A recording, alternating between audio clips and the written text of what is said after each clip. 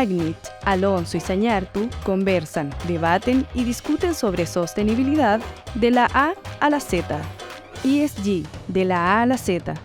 Es una presentación de Estado Diario. Hola amigos y amigas, ¿cómo están? Soy Manuela Zañartu y les doy la bienvenida a nuestro tercer capítulo del podcast ESG de la A a la Z, una producción de Estado Diario. Como ustedes saben, cada 15 días más o menos nos juntamos con Soledad Alonso y Tamara Agnit a conversar de los distintos desafíos que nos imponen los criterios ESG, no solo a las organizaciones, ¿cierto? También a las personas naturales o ciudadanos a pie. Por ejemplo, habrán escuchado alguna vez la típica discusión de si cuánta carne comemos o no comemos en la casa. Esos son ejemplos también cómo los criterios ESG nos impactan a un nivel más doméstico o personal, ¿cierto? Y la idea de este podcast, por supuesto, es animarlos a que lleven esta discusión al trabajo, a sus lugares de esparcimiento y vayamos abriendo el debate. La invitación es a seguirnos en Spotify, Apple Podcasts, YouTube y también pueden escuchar nuestro podcast en la plataforma de Estado Diario. ¿Cómo estás, Sole? Tamara, bienvenidas a un nuevo capítulo. Súper bien. Lo pasamos tan bien en este podcast que la verdad es que espero con ansia este día. De momento. Así es, Manuela. Muy contentas de estar aquí de nuevo. Qué bueno. Bueno, antes de abrir la discusión y que este capítulo vamos a dar una mirada general por cada uno de los elementos que componen estos criterios ESG. Pero antes de entrar a esta discusión, me gustaría recalcar dos elementos que yo creo que son fundamentales y que son transversales a todos los capítulos. Lo primero es que estos criterios ESG de alguna manera se han ido transformando en una ruta hacia la sostenibilidad, ¿cierto? Es eso lo que nos convoca. Y la sostenibilidad, como lo dijimos en un primer capítulo, nosotros lo entendemos como el desarrollo actual sin afectar el desarrollo de las generaciones futuras, ¿cierto? Y yo creo que otro aspecto que también es importante destacar es cómo estos criterios ESG se han transformado en una brújula para las organizaciones, fuertemente impulsado por los inversionistas, ¿cierto? Ojalá que sea una brújula, porque lo que hemos visto en algunas empresas que más bien lo han visto como una tortura, al tener que estructurarse en la A, en la S y en la G, y todavía no le ven el valor. Bueno, parte de lo que queremos hacer en este programa, efectivamente, es que se den cuenta que esto es sencillo, que es la vida diaria, no es nada de la NASA. Exactamente. Bueno, ¿les parece si partimos conversando primero del criterio E o A en español ambiental? Yo creo que a lo mejor es el criterio más conocido, ¿cierto? Perfecto. No sé si, Sole, tú quieres como contarnos un poco de qué se trata, qué desafíos hay al respecto. Bueno, la E, digamos, de medio ambiente es un componente, ¿no es cierto?, medioambiental que deben considerar las organizaciones en sus decisiones estratégicas y que al menos las empresas que tienen que cotizar en bolsa por normativa de la Comisión para el Mercado Financiero, particularmente a través de la norma de carácter general 461, deben divulgar en sus memorias anuales con los estándares allí establecidos, respondiendo a las necesidades, como ustedes bien decían, de los inversionistas y de los grupos de interés en general. Entonces tienen, por ejemplo, que reportar sobre cómo incorporan los temas medioambientales, como por ejemplo, que es solo un ejemplo, el cambio climático, porque hay muchos otros más como residuos, emisiones, etcétera. Yo diría que eso es... A mí me parece ese punto que tú tocas, Sole, muy interesante, porque muchas empresas también se lo han tomado como exclusivo la I o la A del ESG a cambio climático. Y la verdad es que es bastante más que eso. Es cuánto las empresas contaminan, es cuánto la contaminación ambiental afecta a empresas que tal vez son súper limpias en su producción, exacto, pero dado estos factores ambientales, tienen una repercusión en su operatoria. Exacto, o sea, yo creo que es importante también destacar que esto es de alguna manera como una invitación y no solo a las empresas que hoy día cotizan en bolsa o que están fiscalizadas por la CMF, sino que a cualquiera y no solo a las que son más contaminantes, que tienen por supuesto que un desafío mayor, sino que también a las no tan contaminantes. Sí, y que cada detalle, cada paso, aunque sea pequeño, aporta. ¿no? O sea, nadie puede decir, no, es que aquí hay unas empresas que son sumamente contaminantes y yo contamino muy poquito, así que no importa. No, aquí cada una con su granito de arena puede ir de alguna forma haciendo como el cambio positivo, dándole la vuelta al círculo hacia algo más virtuoso y dando el ejemplo. Las empresas pequeñas, que son las que no cotizan en bolsa, que no tienen ninguna obligación de reportar, no tienen por qué restarse o quedar fuera. O sea, se tienen que sumar, digamos, voluntariamente y ver en esto un círculo virtuoso, creo yo. Así que en el fondo todos colaboramos. Estamos en una economía colaborativa, en un mundo colaborativo. Exactamente. Bueno, y la S a lo mejor de repente pasa media desapercibida en estos criterios. ¿Qué nos pueden contar, Tamara? ¿Qué bueno, desafío? la S se suele asociar este último tiempo con todos los aspectos de derechos humanos. Pero cuando hablamos de derechos humanos, tampoco se entiende mucho para la empresa común y corriente. Pero dentro de los aspectos asociados a los derechos humanos, derechos fundamentales, hay cosas tan simples como, por ejemplo, el pago oportuno de las cotizaciones a los trabajadores.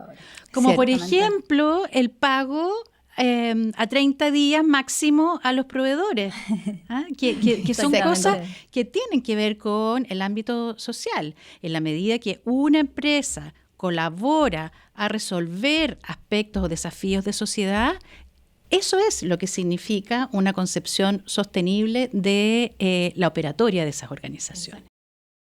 Y complementando con lo que decía Tamara, efectivamente acá cuando hablamos de derechos humanos cuesta un poco porque todavía se lo asocia a un periodo histórico político determinado, entonces hay como un sesgo, por decirlo así, o un concepto demasiado acotado.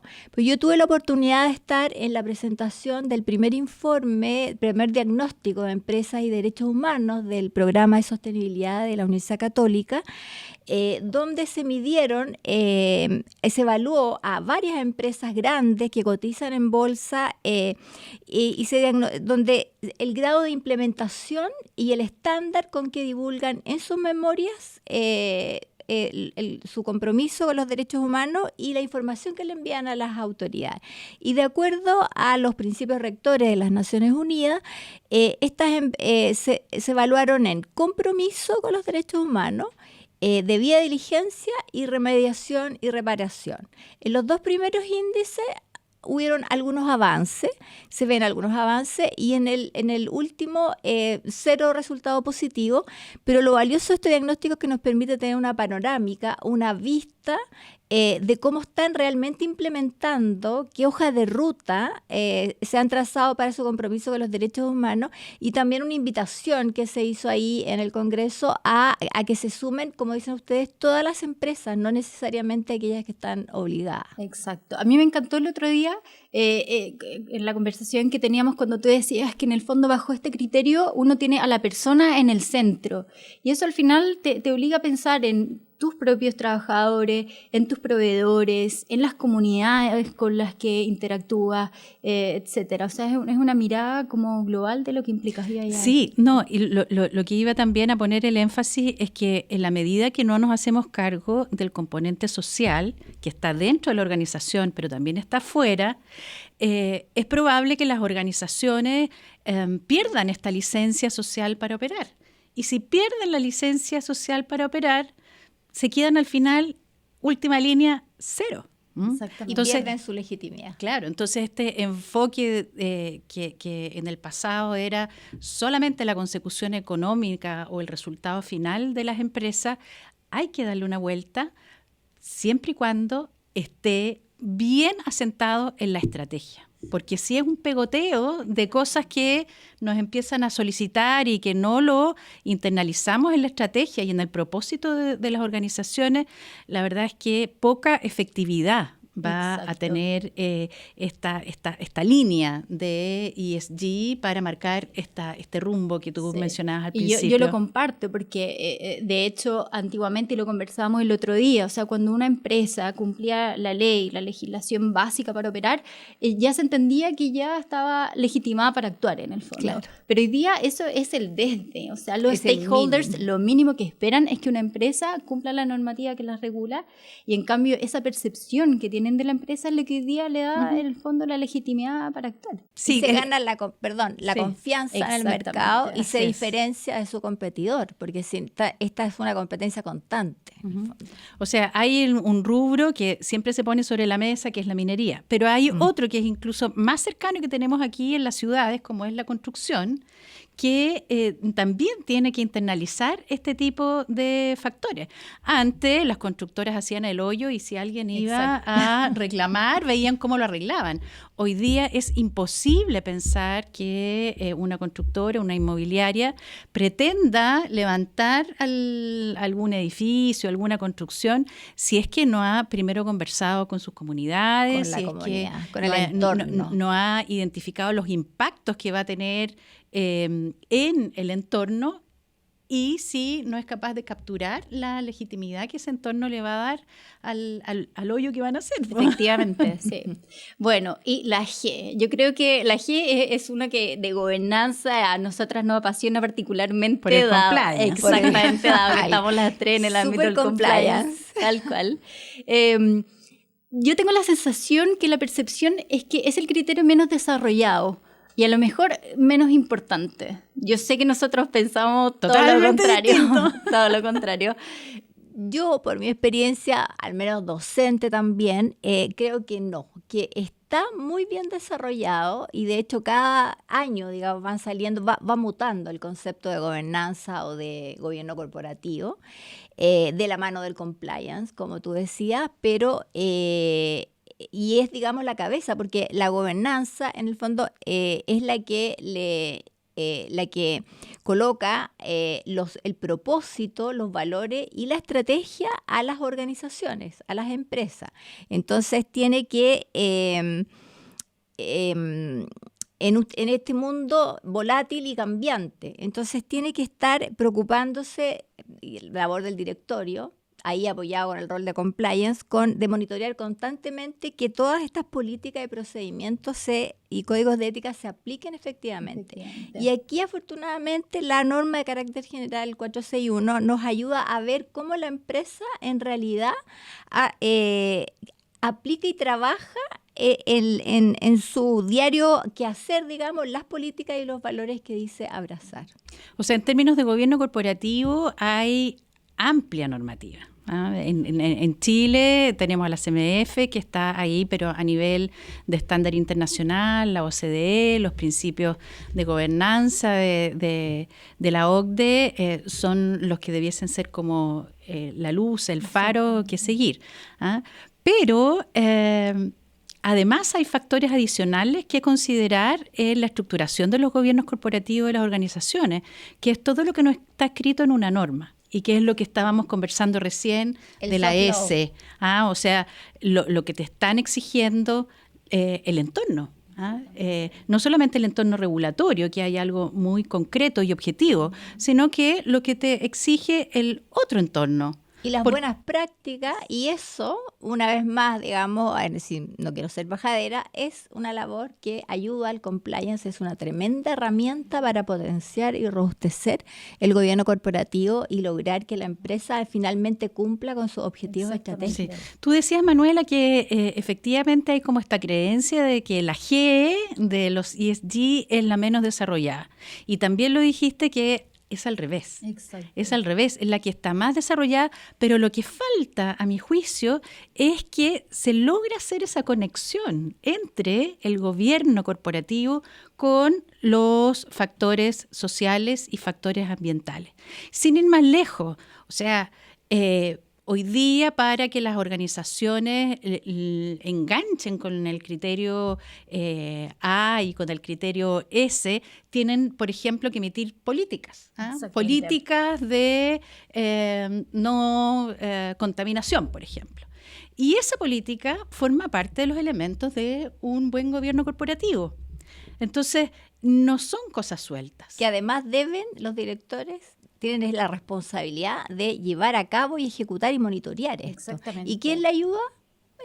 O sea, de alguna manera, todo lo que ocurre dentro de la gobernanza de una organización garantiza también la efectividad y el cumplimiento de las el otros enlace, como dice criterios. Tamara muy bien, de los otros elementos del Entonces, ESG. a veces, yo por lo menos en base a mi experiencia, lo que veo es que eso a veces falta en las organizaciones, que lo ven como que cada uno tuviera vida propia y en ninguna parte se juntan, cuando en realidad no tenemos que olvidar qué es lo que es el desarrollo sostenible. Sí.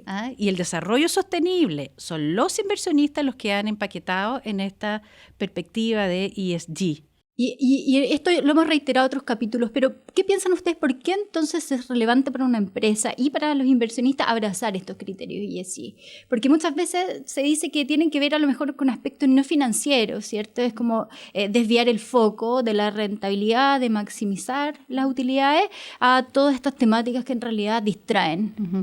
Como bien dijo la Sole, que había cosas que evolucionaban en el gobierno corporativo, la verdad es que todo en la vida evoluciona. Cierto. Entonces, también la mirada económica de cómo hacer economía ha ido variando. Y antes lo que hacían las organizaciones, ¿qué era? Producir, sin hacer esa distinción de los impactos que estaban teniendo en otros. Hoy día, con la evolución que ha tenido la gestión, que es muy distinta a el hacer empresa hoy a como se hacía empresa al inicio de la revolución industrial, por ejemplo, claro, es fundamental que se tenga en consideración los impactos que cada organización, que cada empresa genera en cualquier parte del universo. Sí, por supuesto. Porque, no sé si ustedes vieron el tema del efecto mariposa. Sí, o sea, estaba pensando hay en eso. algo que hace o deja de hacer una organización y en alguna parte repercute. Sí, además, bueno, yo vengo del mundo de las leyes, de números sé re poco, pero me resulta como bastante obvio que, por ejemplo, incluso pensando en un juicio que pueda tener una empresa por mitigar algún impacto ambiental, o sea, todo se puede traducir de alguna manera igual a rentabilidad. Exacto. O costos, etcétera. O sea, hoy día, en el ámbito de la contabilidad, que también va evolucionando, también hay directrices mucho más concretas para llevar a resultados, para llevar al balance, al estado de resultado, etcétera, los aspectos de la contaminación, por ejemplo. ¿Cómo lo llevamos a costo? ¿Cómo lo traducimos finalmente al lenguaje más económico de cifras? Que no está mal, está muy bien, porque es el lenguaje de los negocios, es la última línea. De hecho, todos sabemos que quien dio el impulso inicial, digamos, para esto es BlackRock, ¿no es cierto?, con sus famosas cartas anuales a los CEOs de las empresas poderosas. Sí, que este año anduvo medio portándose. Sí, ya iba a ir para allá, pero y en el fondo, ¿qué fue lo que les dijo claramente? En el fondo, es el cambio climático y los factores ESG son riesgos financieros que de una vez por todas nos tenemos que hacer cargos todos. Entonces yo, señores, en mi calidad de fiduciario, no voy a invertir ni a gestionar ninguna empresa que nos esté empezando a mover en esto. Y de hecho, copiando las palabras a John Hale, que es el director de investigación de sostenibilidad de Morningstar en América, ustedes saben que me gustan los datos y los estudios, dice, vivimos en la era de la transparencia y de las partes interesadas que quieren que sus inversiones marquen la diferencia. Bueno, efectivamente este año hay que decir que BlackRock en su carta anual tan esperada todos los años se refiere más bien a cuestiones, no se refirió derechamente a la sostenibilidad y a los ESG, pero esto puede tener distintos factores como el momento económico que se está viviendo, la guerra con Ucrania.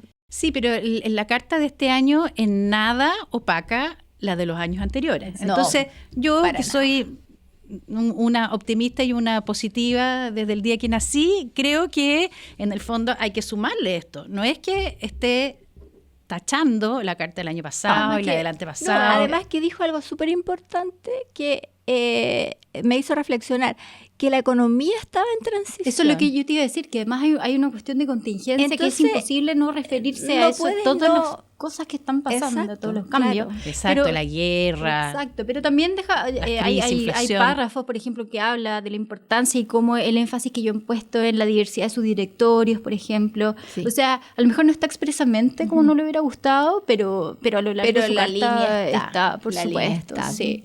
Bueno, y hablando, digamos, de movimientos a favor y en contra de los ESG, uno pensaría que en general hay bastantes como adeptos al movimiento, ¿cierto? Pero sabemos que el último tiempo apareció un grupo más ligado al Partido Republicano en Estados Unidos que con mucha fuerza ha estado esbozando criterios contra las métricas ESG, derechamente o sea, se niega prohibitiva. A ver el sol. El famoso movimiento anti-woke, que es en el fondo un movimiento que lleva años, pero que ahora se focalizaron en los ESG. Se ha focalizado, ¿por qué? Porque en el fondo ellos están en contra de los llamados valores progresistas, y estos están principalmente apalancados, como tú bien decías, en los republicanos y en la América rural. Y está respaldado por las petroleras que son contaminantes, hablando de que estábamos hablando antes de los que contaminan, que se ven amenazadas por estas nuevas tendencias ESG y quieren frenar las inversiones ESG.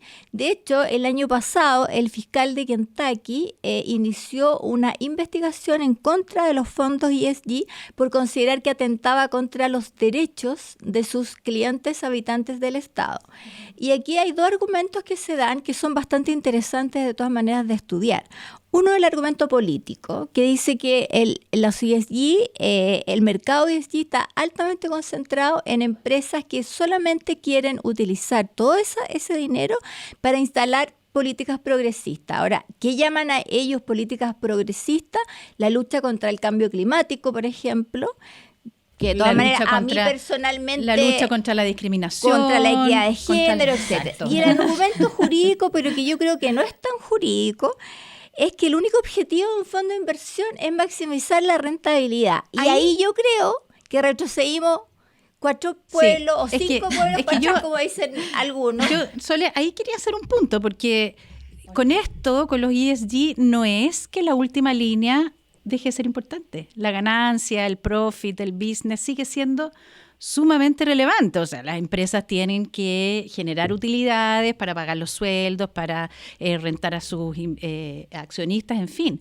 Pero si es que no goza de la legitimidad social, el business se les va a cero. Entonces, requieren que el entorno, la sociedad, les permita operar. Y por sobre eso, si es que nos terminamos echando el planeta, entiéndanme que... Es como divertido que eso no entra a la discusión. Claro, por eso me llama personalmente la atención de que progresista sea luchar contra el cambio climático. O sea, yo puedo entender que alguien no quiera la equidad de género. No, yo ya no lo entiendo. No, yo no lo entiendo. Pero yo no lo entiendo. No, pero no lo comparto, pero me puedo hacer una construcción, entender por qué, puedo hacer un constructo en mi cerebro de por qué.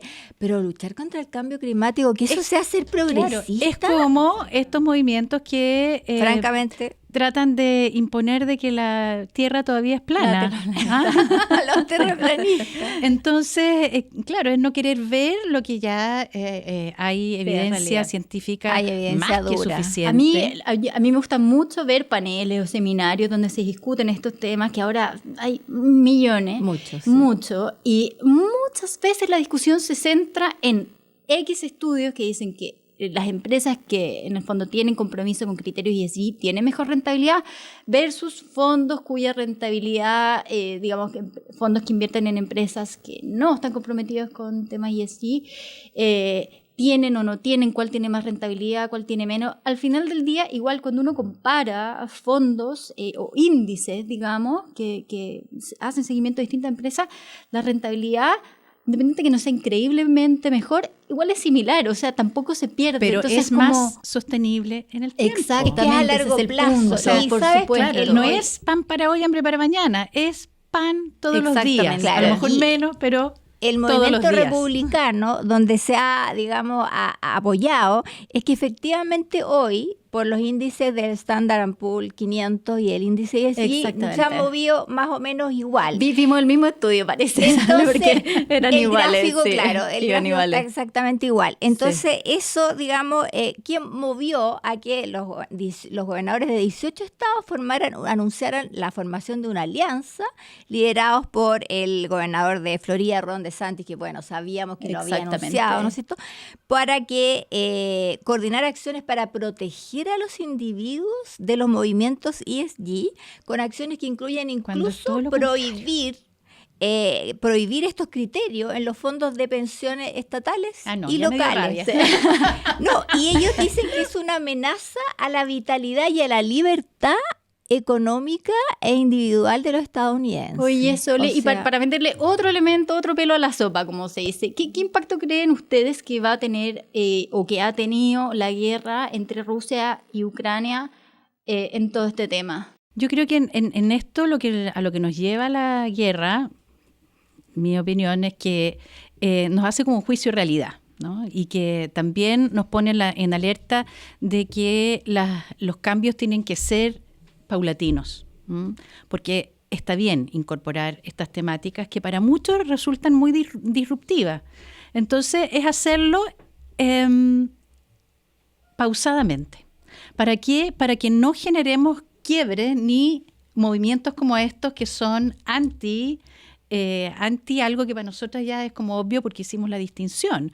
Pero entonces tenemos que tratar de colaborar con una actitud incluso menos agresiva, menos combativa, de parte de sí. quienes somos como activistas de estos Exacto. temas. Ser ahí un poquito más cauteloso de cómo vamos poniendo estas temáticas arriba de la mesa, tratando de comprender, y tú lo decías súper bien, Sole, tratando de comprender por qué el otro piensa como tan piensa. distinto ¿Ah? en el fondo. Yo creo que es una discusión que está en progreso, como una noticia en progreso, como Claro. dicen los periodistas, y que Noticia en desarrollo. noticia en desarrollo, en Sí. progreso, y que en el fondo en algún momento vamos a saber qué está pasando. Sí, y aquí tenemos que tener un equilibrio. Yo creo que eso no lo podemos olvidar. Y lo más importante es que nos vayamos todos juntos solucionando este problema que es el cómo hacemos una economía distinta, que le podamos dejar algo a nuestros hijos, a nuestros nietos, bisnietos, etcétera.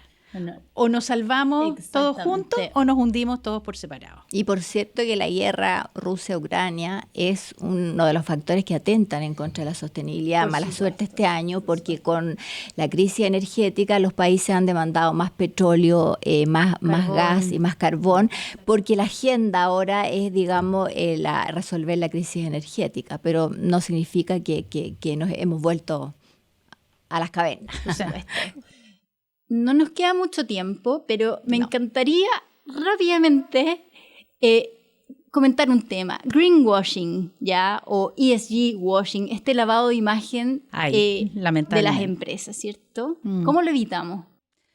Incorporando esta visión en las estrategias de la organización. Creo que es la única manera. Yo creo que podemos dedicar un capítulo entero completo, a eso, sí. pero incorporar esta visión de propósito con esta perspectiva ESG es la única manera. Yo No, concuerdo. Tamara, totalmente en desacuerdo.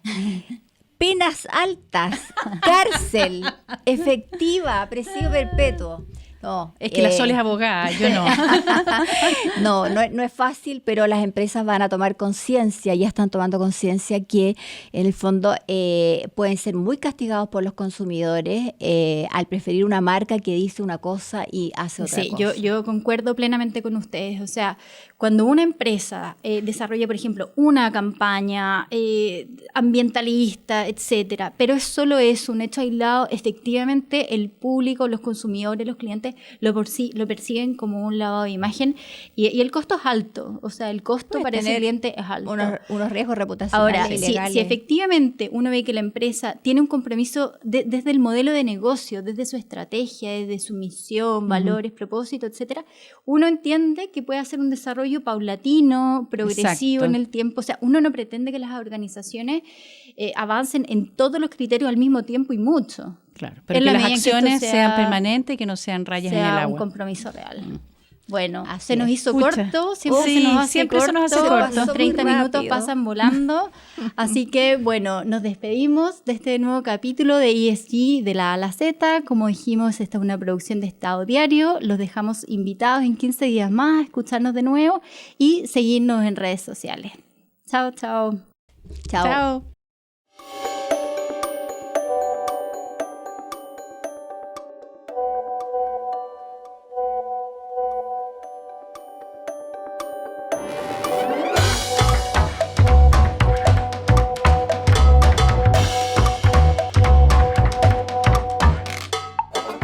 Agnit, Alonso y Sañartu conversan, debaten y discuten sobre sostenibilidad de la A a la Z. ESG de la A a la Z es una presentación de Estado Diario.